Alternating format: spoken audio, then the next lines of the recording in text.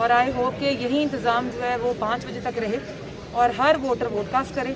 अल्लाह करे law and order situation जो आज डस्का में है कोई ऐसी चीज़ प्रिवेल ना करे जिससे किसी को भी नुकसान हो।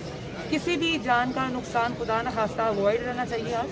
और मेरी इंतज़ामिया से यही दरख्वास्त है कि लोगों का ख्याल रखें। NA-75 की आपने रात को रिस्पॉन्सिबिलिटी है। चीफ इलेक्शन कमीशन को एक खत लिखा था, तो क्या उसका आपको कोई जवाब मौसूल हुआ? सर जवाब मौसूल बिल्कुल हो गया, उन्होंने फॉरवर्ड भी किया।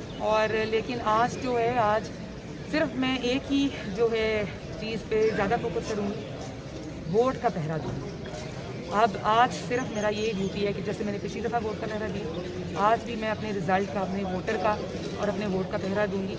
बाकी सब चीज़ें अल्लाह भी आज हिफाजत करें मेरे तमाम NA-75 बहुत। सिक्योरिटी के हवाले से आप कितना मुतमईन हैं? सर मैंने बता दिया है कि अभी स्टार्ट ऑफ अ डे, अभी चीज़ें बेहतर लग रही हैं और यही ख्वाहिश है कि शाम तक यही है। मैडम सुना है कि पिछले इलेक्शन की तरह लोग जो है ना खौफजदा हैं, क्या वोट कास्ट करने के लिए निकले नहीं शायद? मैंने देखा है यहाँ पे टर्न आउट है, लोग आना शुरू हो गए हैं और लोगों से अपील है कि वो बगैर डरे निकलें, क्योंकि आज हर एक जो डस्के का रिहायशी है वो नौशीन इत्तेफाक। मैं इस वक्त मौजूद हूँ पुराना डस्का। तो आप देख सकते हैं कि माशाल्लाह हमारे नून लीग के कैंप में कितना रश लगा हुआ है।